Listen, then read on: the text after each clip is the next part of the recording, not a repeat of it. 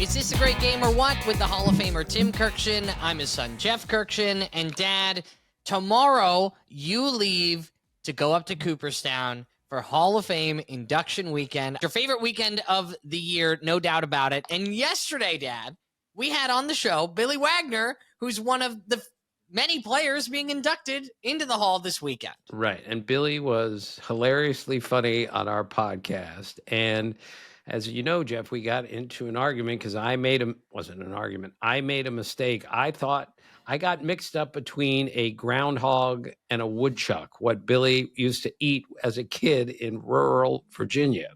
So Joel O sent us something to our great game or what email today saying, love the show, fellas, but a groundhog and a woodchuck are the exact same animal. So I don't know if that's true or not. All I know is I'm learning something as we go along here, thanks in part to Billy Wagner. Make sense?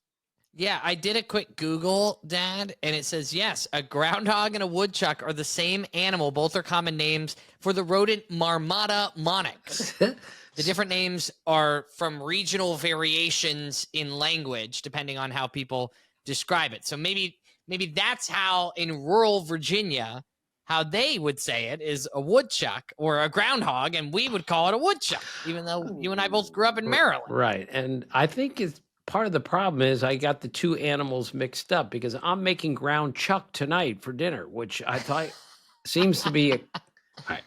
That was really bad. All right, no, Jeff. That was not bad. But I will say one guest I want to have is Chuck Barkley. Charles Chuck Barkley, I would love to have on the show. Right. What do you think about that? Well, we're going to work on that as we get closer to the basketball season. If we could get the Chuck wagon, the bread truck on, it would be the greatest thing ever. So, Jeff, I have to share something. I had a bit of it's not a complaint, but a bit of a challenge on one of the lists that I come up with, which I come up with all the time. And I repeat, they're my lists. I don't pretend they're the correct list, but this, and it wasn't an Ozzy to Oral, and it wasn't a best of all Tim. It was the Mary Tyler Moore show is better than the Dick Van Dyke show. That was the complaint I got from a friend. As you know, I gave my top 5 sitcoms of all time a few weeks ago. Not like any of this is important. Get Smart's 1, All in the Family 2, Dick Van Dyke is 3, Seinfeld's 4, Cheers is 5. And let's be clear, Jeff, the Mary Tyler Moore Show is the 6th greatest sitcom of all time on my list. 6th greatest ever. It's pretty impressive. And I've told you that Ted Baxter, the knucklehead newsman who does the anchors the news there, much like Walter Cronkite did. My favorite episode is when the real Walter Cronkite, the greatest TV newsman in the history of our country, is actually on the show as himself, and Ted meets him. And the first thing Ted says to Walter Cronkite is, Walter, what words do you have trouble pronouncing? He asked that. The most respected news anchor in the history of the world. Oh, God, so bad. Well, jokes aside, Dad, I'm a radio host of 10 years. Just celebrated this is now 10-year anniversary. How crazy is that? Way to go, Jeff. Straight out of Syracuse, straight to Cleveland, had your own show, Vegas, Philadelphia. Really impressed, really. Kind of crazy. Yeah, really impressed, Jeff. One of 2 words that I hate to say the most on the radio are one we've already said 4 times on this podcast. Rural Virginia. Right. It's a hard word. I hate that word. That and brewery, right. I hate that. And another one is a golfer who just had quite the weekend. Rory. I have trouble saying those words. And I think it's mostly because they're just like rolling over a couple sounds. Right. Rory. Jeff, there's not a letter in there. Right. That middle R is troublesome. I understand. Theater is something that I'm not real good at. And I'm a writer, Jeff, I always have to think how to spell the word rhythm because I usually get it wrong. I don't have a system on how to spell the word rhythm. It's only 6 letters, and I still have a little bit of trouble with it. Isn't that weird? Now, rhythm is a strange one because there's a TH and a Y, and it's two Ys? Yeah, Hold I on. always have to think, Hold on. am I spelling this properly? I have to get some sort of system to remember that. It's a relatively simple word, but these are the things that bother me and keep me up at night, Jeff. I feel so stupid. There's only one Y. RHYTHM, right? Yeah. Oh, gosh. I had to think that through. All right. Now you're going to curse me with that, Dad. Now I'm going to struggle with rhythm every time. I mean, I'm pretty good with rhythm. Yes, Jeff, you have great rhythm. You are a great dancer, which I can't understand how I am so bad at that, and you are so good at that. I'm your father. I don't know how you get natural rhythm. I just know I don't have it, and I will never have it, and that's okay. It's just I don't think you can teach something. It's like asking me to be taller. That's not going to happen. Yeah, not going to happen for me either. Trust me. All right, Dad. Well, we're going to get to each of the inductees going into the Cooperstown Hall of Fame this Sunday, but I know you have some other takeaways that you want to get to first, right? Just quickly, Rich Hill, age 45, started for the Kansas City Royals on Tuesday night. So it's the 14th team for which he has played, ties Edwin Jackson for the most teams that any major league teams any pitcher has ever worked for. Also, they both wore 10 different uniform numbers. So I guess, when you switch teams as often as they do, you can't just roll in and say, hey, I'm used to wearing 44. It doesn't always work that way. 10 different uniform numbers. He started his career in 2005, pitching in relief for the Cubs.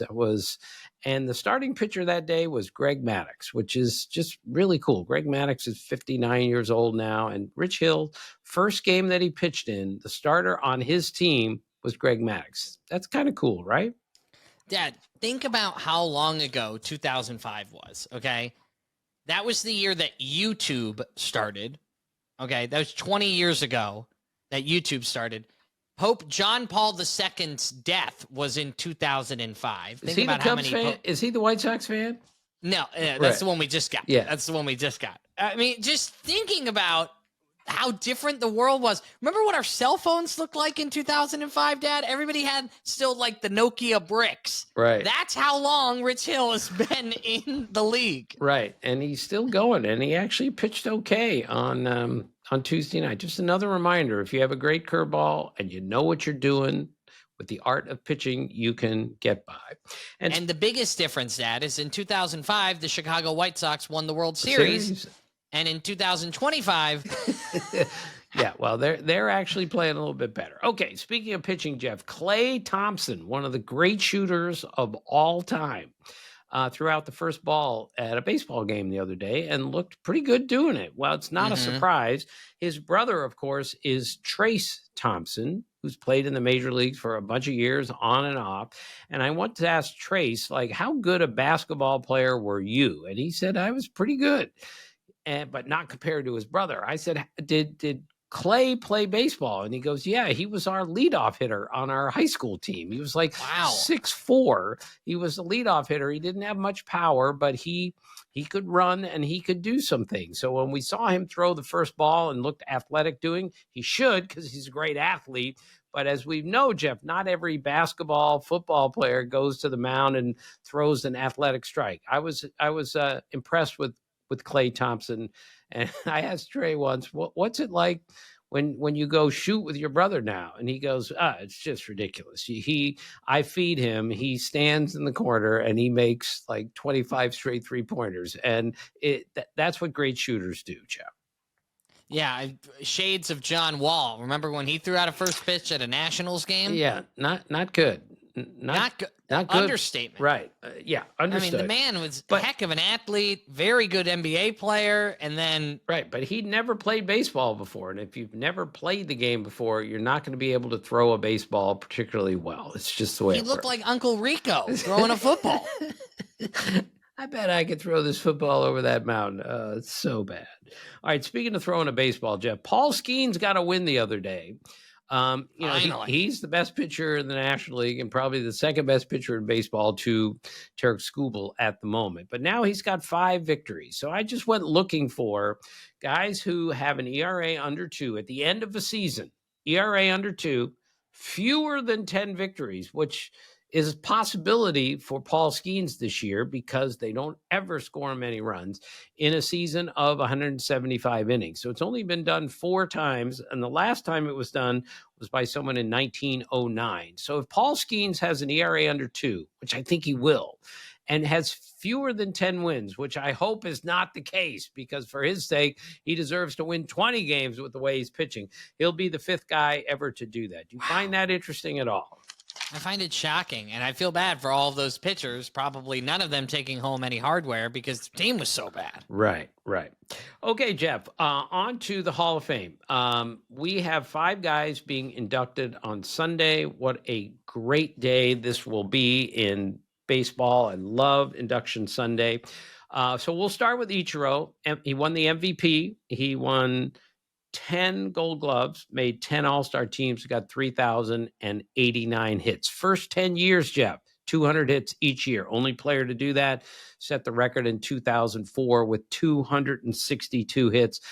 Last year, I did a speech with Mike Messina, and Mike Messina looked at me as we're at the dais just talking. And he goes, God, I hated facing Ichiro. He would just foul it off and foul it off and foul it off until he hit a ball hard. Like, that's how good he was. He was capable of spoiling good pitches until he found one that he could hit really hard. And I told you, Jeff, he hit a bouncing ball. Ball bounced in front of home plate. He hit it off of one hop and lined the single to center. So I called Pat Gillick the next day, and he was GM of the Mariners. I said, Pat, what was that? He goes, oh, he used to practice that in Japan all the time. Practiced hitting a bouncing ball. That's what great hitters do. He was also a great defensive outfielder, one of the greatest throwing arms I've ever seen. But his bats were his calling card more than anything. And he protected his bats, Jeff. He never threw his bats around or slammed it in. He once told me, he said, my bats are like a carpenter's favorite hammer. You don't throw your favorite hammer around. You don't throw your bats around. He protected them. I love that. I love that. And well-deserved Hall of Fame member Ichiro this Sunday. Right. CC Sabathia is also going in, of course. When you look at wins, winning percentage, and strikeouts, the only guys who can match those 3 numbers for CC Sabathia are Randy Johnson, Roger Clemens, Tom Seaver, Justin Verlander, and Greg Maddux. And the only left-handers with more strikeouts than CC Sabathia in the history of baseball are Randy Johnson and Steve Carlton. Pretty cool. And I've also told you, Jeff, CC Sabathia is the greatest player ever to go by his initials. And of course, our boy Billy Wagner's going in. He was a great interview yesterday. The only stats you need to know about him for his career, well, he saved 422 games. He averaged 11.9 strikeouts per 9 innings for his career. And for every 9 innings pitched, he allowed 6 hits. So he has the lowest hit per 9 inning total of anyone who ever pitched more than 900 innings in the big leagues. 2.31 ERA. It just shows you how difficult it was to hit Billy Wagner in his prime. No doubt. An amazing guest once again. If you didn't listen to the episode yesterday, make sure to do so. Just go back one episode and soak it in, because he's getting super excited for this weekend. Right. And of course, 2 guys who went in through a special committee, but they're still Hall of Famers, because Dick Allen should have been a Hall of Famer a long time ago. Jeff, go back and look at that rookie season sometime. Oh my gosh, it's one of the great rookie seasons of all time. And his 11-year prime, which was 1964 through 74, he had the highest offensive WAR in baseball, and there wasn't a close second during that time. And the full span of his career, the only player who had a higher slugging percentage and OPS was Hank Aaron. That's how great Dick Allen was, and he should have been in a long time ago. And our last guy, of course, is Dave Parker, whose 5-year stretch, he was basically the best player in baseball. His 1978 season was one of the greats of all time. Won a batting championship 2 years in a row. Elite defensive outfielder, one of the great throwing arms I've ever seen.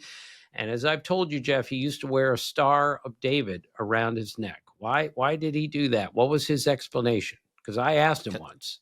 Because my name is David and I'm a star. Exactly. Very cool. And so sadly, we lost Dave Parker a month or so ago to Parkinson's disease. He will not be there on Sunday, but he will get a rousing ovation from all those because everyone knew how great the Cobra was.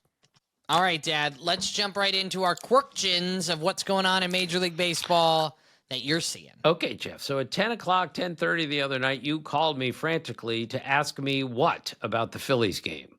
Well, they ended on a walk-off catcher's interference in the bottom of the 10th inning, and I'm like, this has never happened before. It can't. So the last time it happened, Jeff, which it's amazing. I'm surprised it happened. I don't even remember this time, but in 1971, the Dodgers were playing the Reds, and the Dodgers scored on a walk-off catcher's interference. Manny Mota was at third, bases loaded. Willie Crawford was at the plate. And Willie Crawford hit the mitt of the catcher, who happened to be 1971 Reds, Jeff, our favorite guy. Would have been Johnny Bench. It was Johnny Bench. So I called Johnny Bench yesterday, and he just started yelling at me, which he does. He's just kidding. But I said, you know why I'm calling? He goes, I think I know why you're calling. And he said, oh, no. The ball was already in my catcher's mitt when Willie Crawford swung the bat. It's the worst call ever. He said, but this is what the Dodgers would do. And he was being very complimentary, actually. They would do whatever it took to win a game. So he claims the ball was already in his catcher's mitt when Willie Crawford started the swing and hit the catcher's mitt for catcher's interference, which is, again, automatic. Everyone advances one base, error on the catcher, and no time at bat for the hitter. So Johnny Bench, 1971. Do you think they sent it back to New York for review? Well, and of course, the Red Sox had a catcher's interference in the first inning of the next game. So we double checked with Frank from the Elias. First time since 1961. That's the farthest they can go back and be absolutely certain of things. That's the first time since 1961 that a team had catcher's interference in consecutive innings like that, even though they were over a span of 2 games. Bottom of the 10th, bottom of the first. It was unbelievable. Shocking. So I just finished our quick conversation with Johnny Bench by just saying, I'll see you in Cooperstown. Can't wait. And then he started as a tribute to Ichiro, he started speaking Japanese. I said, what? Johnny, you can speak Japanese? He goes, yeah, we went there on a tour in 1978 in the off season. He said we played 17 games and he learned a bunch of Japanese phrases, which I thought he was making them up. How am I going to know the difference? I can't speak a word of Japanese. So Johnny played 17 games over there and hit 9 home runs in 17 games. And he said every time if an American-born player hit a home run, he got 10,000 yen for each home run, and he got like a load of candy for every home run that he hit. So I got 90,000 yen and a 9. And he said, so my nickname in Japan was Candyman because every time I got the candy, I gave it to other people there. So that's Johnny Bench's nickname in Japan is Candyman. And I did not know that story until yesterday. Isn't this typical Johnny Bench? He tells you something, you go, how could I have known you for this long? You never told me that story. He always had something up his sleeve. Oh, he's great. All right, so we had a really cool thing happen the other day, Jeff. Shohei Ohtani, hitting second in the order and pitching that game, hit a home run and gave up a home run in the first inning. How cool is that? So former Phillies pitcher Randy Lurch, really, really good hitting pitcher, was the last guy to do it. And he did it on May 17th, 1979. And Jeff, this was in the game where the Phillies beat the Cubs 23-22 in 10 innings, one of the most famous games in Major League history. So Randy Lurch is batting in the top of the first inning. He's already facing a reliever because Dennis Lamp has been knocked out of the game. He's facing a reliever, Donnie Moore, and he hits a homer off of Donnie Moore in the first inning. So now Randy Lurch goes out to pitch the bottom of the first inning. He gives up a home run to Dave Kingman. He gives up a bunch more runs, and they take him out after 6 batters. So he started, and the starting pitcher went a third of an inning. Randy Lurch went a third of an inning, and then they got him out of the game. So he was the last pitcher to hit a home run and give up a homer in the first inning. And Jeff, just a note about that 23-22 game. Mike Schmidt told this story many years later. So back at the old Wrigley Field, before they upgraded it, they didn't have like a score. They had like the old scoreboard that didn't have the running totals of the game. So in like the 8th inning, Mike Schmidt gets to third base and he asks Mick Kelleher, the third baseman for the Cubs, as he's looking up at all these runs scored. And he says to Mick Kelleher, "What's the score of the game?" Because he didn't have time to or he couldn't count them all up. That's how many runs had been scored. But, now with an electronic scoreboard, it says, it's 18-17 or 21-20 or whatever it was. He asked the third baseman, "What's the score of the game?" I love that. That is so great. Hayden Birdsong of the Giants had a difficult start the other day. 25 pitches, 6 of them were strikes. So I called Frank from the Elias and said, "When's the last time anybody had that bad of a control?" And the answer is in 2021, Tyler Chatwood threw 25 pitches, 7 strikes. So that was the last time any pitcher threw 25 pitches in a game, and 75% of them or more were balls. Royce Lewis of the Twins had this line, Jeff: 4 at-bats, 1 run scored, no hits, 3 RBIs. So he knocked in 3 runs without getting a hit. The last Twin to do that was Nick Punto in 2006. So it's been a while, but it reminds me of maybe my favorite box score line of all time. Ben Petrick, who used to be a catcher in the big leagues. He had a game, Jeff, where he had 3 at-bats, no runs, no hits, 4 RBIs. So he had a 3.004. So I asked him about it, and he said, I went after the game, I'm thinking to myself, God, I had a bad day today. And then he said, and then I looked at the box score and said, "Hey, I had a pretty good day." He drove in 4 runs without getting a hit. Does that amaze you? Yeah. So is he sacrifice fly? Probably one of those. I forgot to look it up, but it's like sacrifice fly, bases loaded, walk, 2 ground outs, 4 RBIs without getting a hit. Wow. It's unbelievable. All right. Now, this is how bad I am, Jeff. This morning or Wednesday morning, I'm reading the box scores, this time at 5 o'clock in the morning with a Diet Mountain Dew. And I look at that. I look at the Mariner-Brewer game, 1-0. The Mariners beat the Brewers. And the leadoff guy, Bryce Terang, great defensive second baseman, goes 0 for 4 with 4 strikeouts. So he's the 25th time this year that a leadoff guy has struck out 4 times in a game. I've been charting this all year.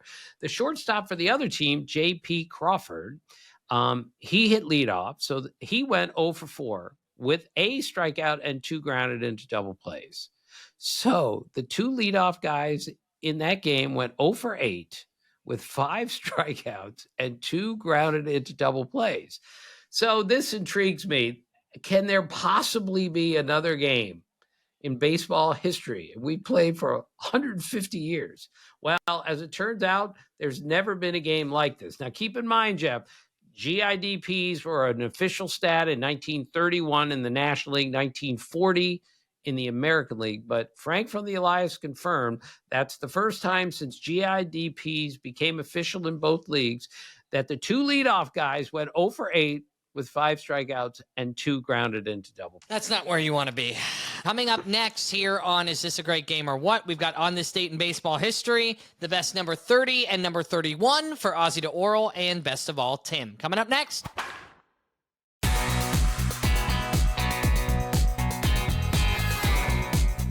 All right, Dad, on this date in baseball history, July the 24th. Right. 1983 was the famous Pine Tar game. George Brett hit a home run in the 9th inning to put the Royals ahead of the Yankees. He hit it off of Goose Gossage. Billy Martin, on a recommendation from his third baseman, Greg Nettles, said, "Go check the bat. There's too much pine tar on the bat."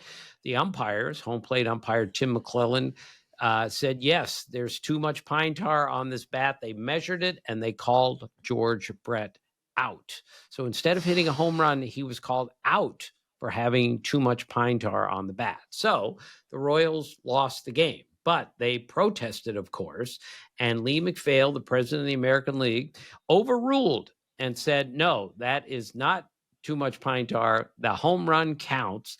And now the Royals have a 5-4 lead over the Yankees. So on August the 18th, so this is, a few weeks later, they go back and play the ninth inning at Yankee Stadium. And Billy Martin, the angry manager of the Yankees, is so upset that that it's been overturned that he played Ron Guidry for that one inning, his best pitcher in center field, and Don Mattingly, his left-handed first baseman, at second base, because he said, this is a farce that we have to play this. Dan Quisenberry came in.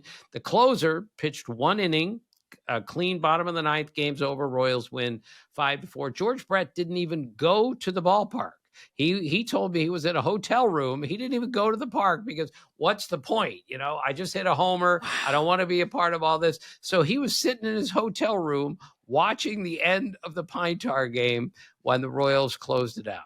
Jeff, one of the great famous games. Yeah, one of the most famous games of all time. Well, you always remember him flying out of the dugout.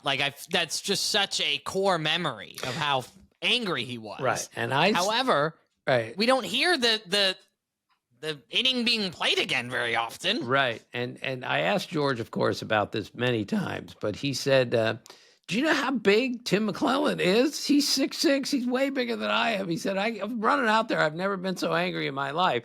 But I'm thinking, what are you doing charging this guy? He's way bigger than you. That was George Brett.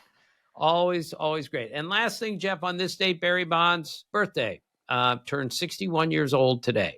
Three greatest hitters of all time in order for me. Again, that we have to forget a bunch of things here. I don't want any huge angry arguments here. Three greatest hitters I've ever seen, or that I think are the three greatest hitters: Babe Ruth, Ted Williams, Barry Bonds. That's it. That's the list. All right, let's jump into from Ozzy to Oral. You're giving us the best player at each number today, number 30. Right. This is hard because it's Nolan Ryan who wore number 30 and also wore number 34. So I wasn't sure what to do there. So I'm jumping off here with Nolan Ryan is the greatest number 30 of all time, with apologies to Tim Raines, Orlando Cepeda, and a few others. Okay. But Nolan Ryan wore number 30 for the Mets and the Angels. And with the Angels, he had a 3.07 ERA, struck out 2,416 guys. And most important, he threw 4 no-hitters as a member of the Angels, 2 in 73, 1 in 74, 1 in 75. So no one's thrown more than 4 no-hitters ever. He threw 7. And 4 of them came with the Angels. And if anyone asks you who Nolan Ryan is, Jeff, he's the hardest pitcher to hit in Major League history. He is the greatest power pitcher of all time. And he's he threw a baseball as hard as any man alive for 25 years. That's it's like being the world's fastest human for 25 years. Usually you last about 5 years with that. Nolan Ryan was incredible for his entire career. And I think the craziest thing to this day is the fact that he never won a Cy Young. It Right. just blows my mind. Right. It's amazing. And he had a couple opportunities and he didn't. What's my favorite Nolan Ryan story? I've told it to you before. Remember when let's see if you can remember the punchline. Yeah. Rance Molyneux, third baseman for the Blue Jays, was asked once, what would the world be like if everyone was Nolan Ryan? What did he say? He said, everybody would be happier and nobody would get a hit. I think it was exactly, everyone would love each other and no one would get a hit. That's right. Jeff, I'm proud of you. You remembered something from Rance Molyneux, and I've told that story a few times. Thank you for remembering. That was very cool. There's a couple of stories that you tell that have kind of been ingrained in my head. Sorry. Like the one I always remember, Dad, is in New York, they named a candy bar after Reggie Jackson. But in Baltimore, we name our kids after Brooks Robinson. That one ingrained in there. Right. And I'm glad you remember that, Jeff, because Reggie Jackson and Brooks Robinson share a birthday. How cool is that? Did you know that Walter Johnson died on December 10th, 1946? And Tim Kurkjian was born on December 10th, 1956. And he went to Walter Johnson High School. He wrote for the pitch. He wrote for the windup. I have poisoned you. I I've hurt you, Jeff. For you to be remembering these things like this, I'm sorry. All right, Number Jeff, 31. Number 31. This is really not, well, this was easy because it's Greg Maddux. Now, again, Ferguson Jenkins, another Hall of Famer, wore 31, also for the Cubs. The Cubs retired 31 for Maddux and for Fergie Jenkins, which is pretty cool. But Greg Maddux won 355 games, Jeff. He had a 3.16 ERA in 5,008 innings, okay? He walked 999 batters in his career in 5,008 innings. And Derek Lowe told me that he played golf with Maddux, and Maddux told him the story. He said, I had 3 starts left in my major league career because I knew I was retiring at the end of the year. And he said, I didn't walk anyone the last 3 starts because I'll be damned if I'm going to have 1,000 walks on my record in the baseball encyclopedia. That's how important control was to Greg Maddux, Jeff. Jeff, he is the greatest control pitcher of all time. He is the smartest pitcher by far that I have ever been around. They just tell story after story after story about what a magician, what a robot, what a professor Greg Maddux was on the mound. Do you remember the Chipper Jones story that he told? Remember, I told the story that they were going to take Maddux out of a game, a playoff game, and Leo Mazzoni came to the mound. Bobby Cox came to the mound to take him out, and Greg Maddux said, I'm not coming out. I got this guy. He's going to foul out to Chipper Jones on the first pitch. Well, I got the story somewhat wrong. Chipper retold it. Do you remember how he retold it? Leo Mazzoni, the pitching coach, went to the mound to tell him, Bobby wants you to walk this guy intentionally. And Maddux said, right. I'm not walking him intentionally. I got this. He's going to foul out to Chipper on the first pitch. First pitch, he pops out to Chipper Jones. On the first pitch, Chipper was in fair territory by like 2 inches. So they gave Maddux a hard time. He didn't foul out on that pitch because he was in fair territory by 2 inches. So, but the kicker, which I did not know, is that Bobby Cox was furious when Leo Mazzoni came back that Maddux said, I don't care what Bobby says. I'm not walking this guy intentionally. And then after he popped out on the first pitch, Chipper said Bobby was laughing his butt off in the dugout because he recognized, why would I ever question Greg Maddux about something like this? There's never been anybody quite like him. The only thing that would have made that story better is if Scott Van Pelt had told it. And then Leo Mazzoni went to the mound. Chipper Jones. Oh, God, it's so bad. When Scott gave me his all-time Oriole team with the long O's in it, and I thought he was done with it, Joe Altobelli. Then when he gave the pitching coach, I just almost laughed. I almost died. Leo Mazzoni. Yes, that was great.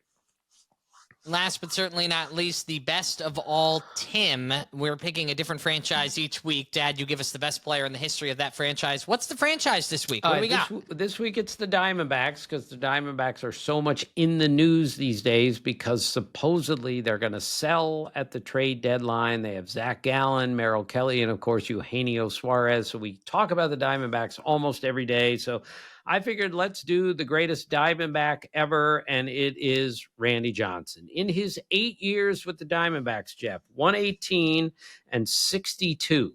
He had a 2.83 ERA. He averaged 11.5 strikeouts per 9 innings, which is ridiculously high for a starting pitcher. And, of course, he won 4 straight Cy Youngs.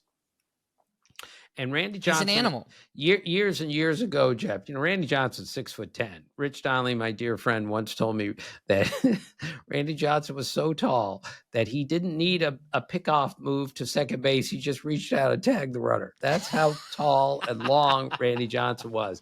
But he is a very mercurial guy, even though he's a fabulous photographer here. Now, I can't wait to talk to him and sit down with him and do a podcast with him about what a great photographer he is. We're going to get him before the season's over, Jeff. So, but I did a Sunday night conversation with him about, this had to be 20 years ago. So I just told him before we started, I said, Randy, we're both going to be standing up for this interview. And he thought that was the funniest thing ever. The thought of 6'10" and 4'10" being interviewed by a 4'10" baseball writer. So he laughed out loud. He was in the greatest mood. He handled all the questions professionally, as he always did. So it was really good. And a bunch of my writer friends still call that the stupidest interview in the history of television, not because of the questions or the answers, but just because of the optics. Me interviewing Randy Johnson. I literally had to hold my arm straight up in the air, get on my tiptoes just to get the microphone to his mouth. Can you picture that, Jeff? Oh, I've seen the photos. I can picture it clear as day. And I got to say, when you were at the All-Star game, they had you at the desk with Kevin Connors, Eduardo Perez. Kevin Connors, by the way, tall dude. Yeah, big dude. He's at least 6'2", maybe 6'3". And Eduardo's taller than that. Right. And then you've got you on the right side there. Can we get him an encyclopedia or something? Can we get him a step stool, for goodness sake? It's bad. Jeff, I interviewed Frank Thomas once in Baltimore, and they wanted me to stand on a milk carton. So I was the same height as Frank Thomas. Look, I'm very comfortable with my size, obviously. I mentioned it in every show that we do. You have to be comfortable with who you are. But I told them I'm not standing on a milk carton to interview Frank Thomas, not because I'm embarrassed how short I am. That's not the point. It's going to look ridiculous that I am the same height as Frank Thomas. It's going to look ridiculous at home. We're only shooting from the waist up, so you can't see me standing on this thing. So I said, I'm not. That's like the only time I ever told a producer, I'm not doing this, because it would look so dumb, because my friends at home would go, what's he standing on? Like a step ladder, in order to be the same height as Frank Thomas, who is 6'5". You know, it's interesting. I'm trying to get a read on what you think. Where is your line when it comes to doing stupid things on television? Because you won't stand on a milk crate, but you will get in a sausage and run in Milwaukee. You will slide down the hill at Williamsport. You're prone to doing bits, but the milk crate was too much for you. No, that's not a bit, Jeff. It is an artificial height enhancer, and I don't need that. I don't want to do that. And the sausage race was the worst day of my whole life professionally. But I told you why I did it. Mike McQuaid, our boss at ESPN, told me, you're doing this, and I was afraid of Mike McQuaid at the time. I'm still afraid of Mike McQuaid. So I did what he told me to do, for fear that he might fire me on the spot for not being the hot dog in the sausage race. Well, thank you to everybody for catching up with us. Is this a great game or what?